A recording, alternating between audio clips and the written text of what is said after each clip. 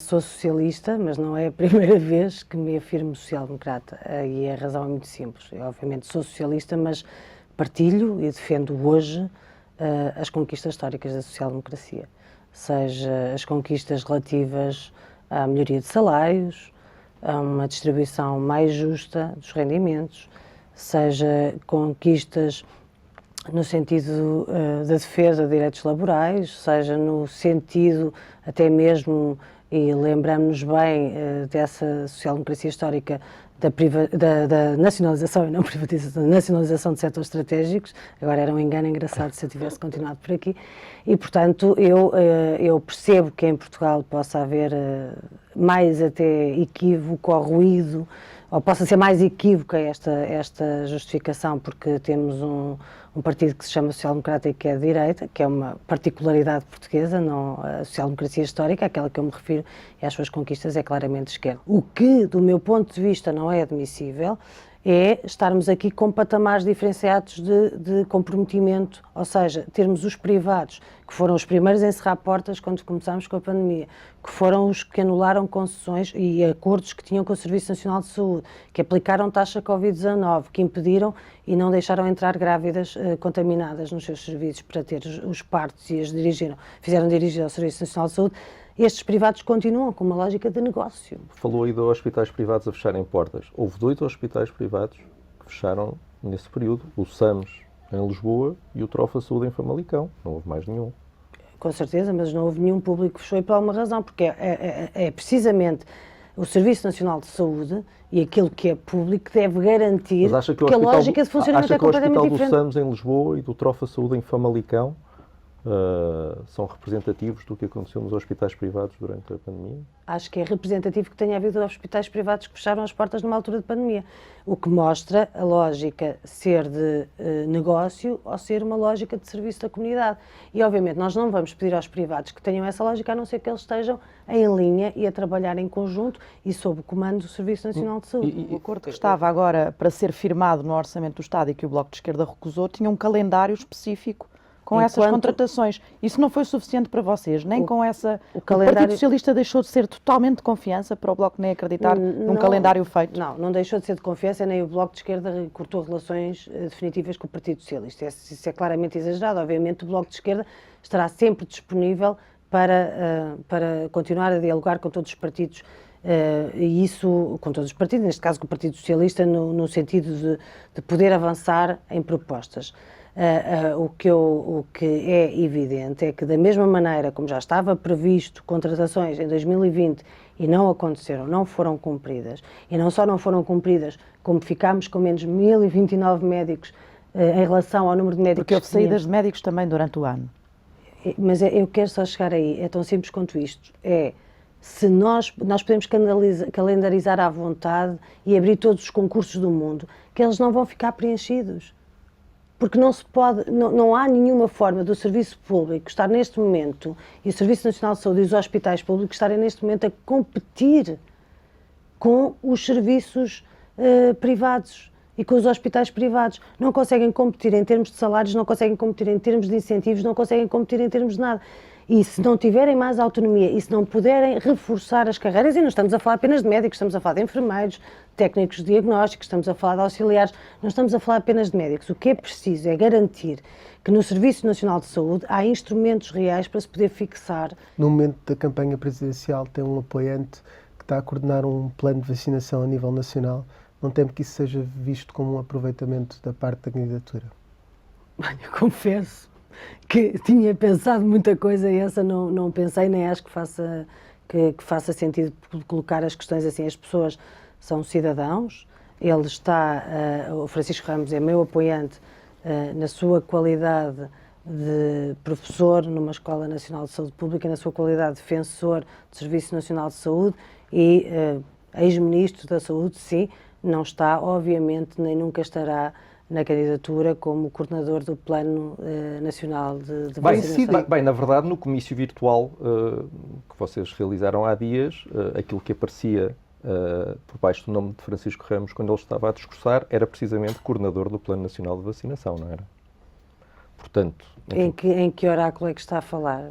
político que está nas vossas redes sociais, em que aparece o comício virtual. Em relação à questão do Bloco e da divisão, desta ruptura ou fratura com o PS, de que já falámos um bocadinho, concorda com o Primeiro-Ministro quando ele diz que o Bloco se pôs ao fresco quando surgiram as primeiras dificuldades? Acho que isso é um comentário do Primeiro-Ministro, como é evidente, não concordo, e acho que quem não está a responder àquilo que são as exigências do momento não é o Bloco, é neste caso o Governo, que não está a apresentar uma proposta em linha com os tempos que estamos a viver, que são tempos de pandemia, que exigem obviamente recursos. Nesta entrevista já disse que não ficam de costas voltadas, mas a partir de agora há margem para um partido que virou as costas neste momento a um orçamento do Estado do PS e depois desta troca de palavras que tem havido pública do Primeiro-Ministro e de Catarina Martins, há condições para voltarem a uma mesa de negociação? Acha que isso vai ser possível? Estamos em democracia, estamos a fazer o nosso trabalho, como é evidente, há sempre condições. Se não houver, é mais estranho. Há condições para voltar a negociar nas questões que se consideram essenciais negociar e onde pode haver margem de negociação, claro que sim, não vejo mesmo como é que é possível, a não ser, quer dizer, não estamos a falar de birras, estamos a falar de política, estamos a falar de defender direitos.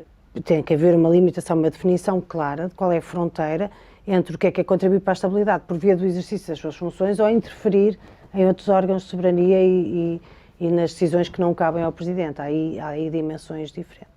Mas isso é alguma indireta ao atual Presidente? Ele faz isso? De interferir em áreas que... De vez em quando, sim. Acho que temos todos e todas essa percepção. Ainda agora, muito recentemente, e esta semana, creio que o Presidente ultrapassou as suas funções ao começar a ter encontros para definir o futuro do CEF, como se por acaso tivesse já havido uma demissão do Ministro, que não houve, o Governo não esteve bem, isso é outra questão, mas o Presidente também não esteve bem. Não esteve bem o Governo, não esteve bem o Presidente.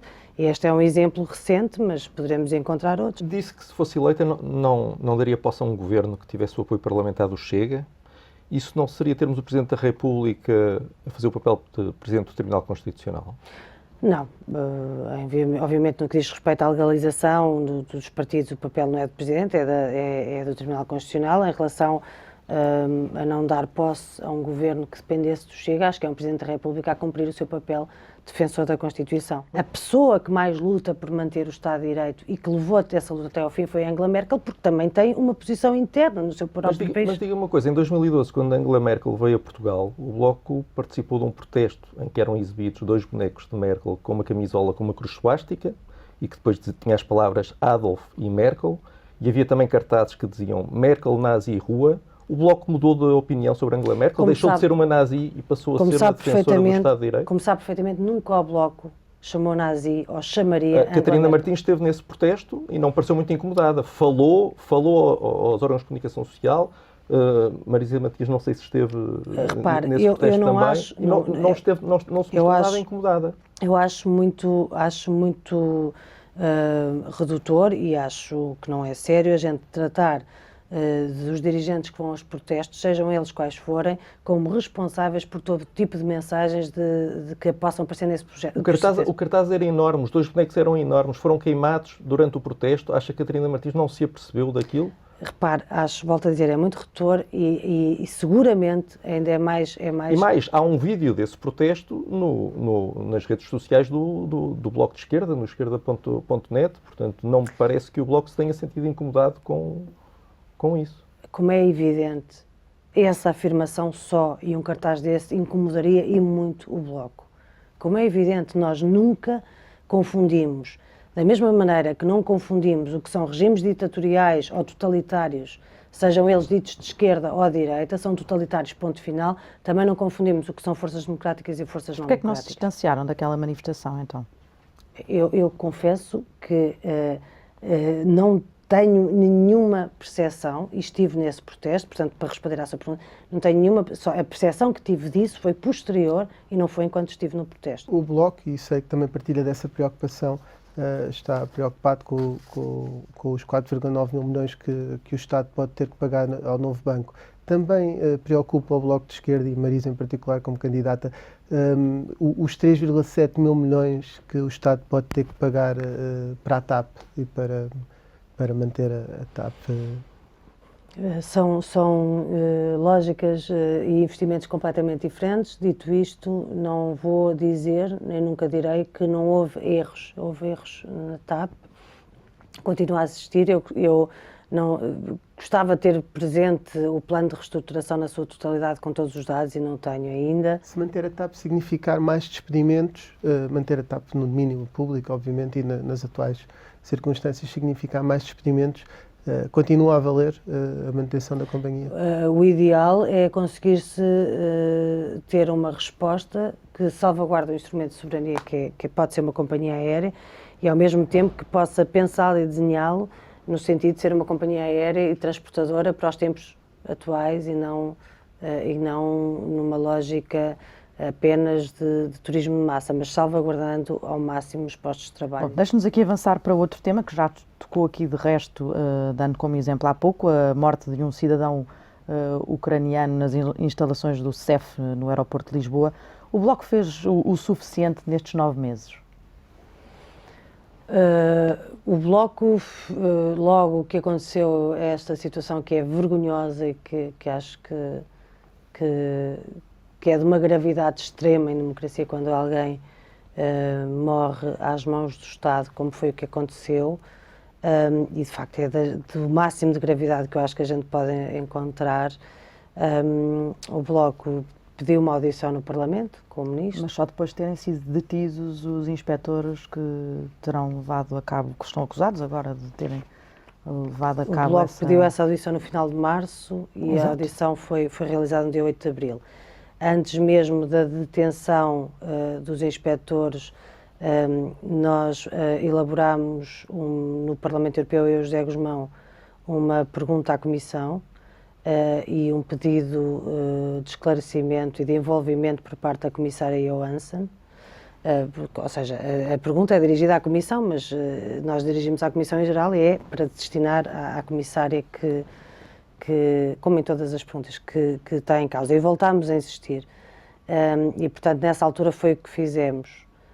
Creio que as insuficiências em relação a este caso vêm do Governo. Aí é onde a resposta claramente tardou e foi muito limitada, muito escassa ao longo deste tempo todo. E agora há esta reação com uma reforma do Serviço de Estrangeiros e Fronteiras. Acha que deve ser extinto este serviço e por que razão? É uma forma de responder a esta questão? Eu acho que uma das questões fundamentais é que nós não podemos, e até na linha do que foram recomendações e relatórios feitos pela Provedora de Justiça Europeia ou pelo Conselho Europeu para os Refugiados e Imigrantes, acho que nós não podemos fechar os olhos à forma como o CEF funcionou e funciona ainda, à forma como houve violações sistemáticas de direitos humanos e esses relatórios foram públicos e o relatório da Provedora de Justiça Europeia de 2017, se não estou em erro, mostrava várias situações dessas violações, nomeadamente menores que ficavam mais tempo detidos do que aquele que era permitido por lei, ou pessoas que ficavam e não tinham condições e estavam detidas também para além daquilo que era permitido por lei. E, portanto, isso é uma realidade que já há muito tempo mostra uma questão, do meu ponto de vista, essencial, que é não podemos tratar a imigração como se fosse um caso de polícia, no sentido de que qualquer imigrante que chegue é tratado como suspeito.